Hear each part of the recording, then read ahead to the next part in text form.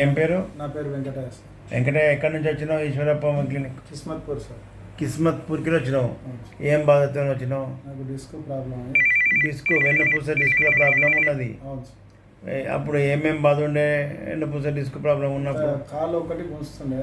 ఒకటే కాళ్ళు sciatica. Sir ఇప్పుడు 4 అయినాయి సార్. ఇప్పుడు మరి ఇక ఎక్కడ పోయినావు? ఏం చేసినావు?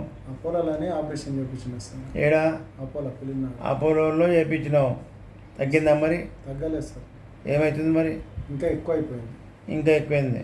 అందరు ఏమనుకుంటారు? ఆపరేషన్ చేస్తే పీడ పోతుంది, ఇక మంచిగా అవుతుంది అనుకుంటారు. నీకు చేసుకుంటే ఇంకా కొత్త సమస్య వచ్చింది. తక్కువ కాలేదు కాక ఇంకా కొత్తవి వచ్చినాయి. మొత్తం తిరిగి అలసిపోయి ఇవన్నీ నీ రిపోర్ట్స్ బ్యాగ్ నింపుకొచ్చినావు కదా? చాలే సార్. 50 కిలోలు ఉంటాయి. 50 కిలోల రిపోర్ట్స్ ఉన్నాయా?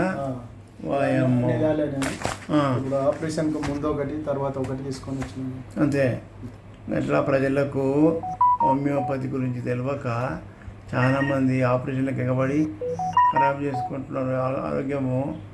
చేసినా నీకు న్యాయం కాకపోయా. నువ్వు అనుకున్నావు చేస్తే నిమ్మలం అయిపోతుంది, పీడ పోతా అనుకున్నావు.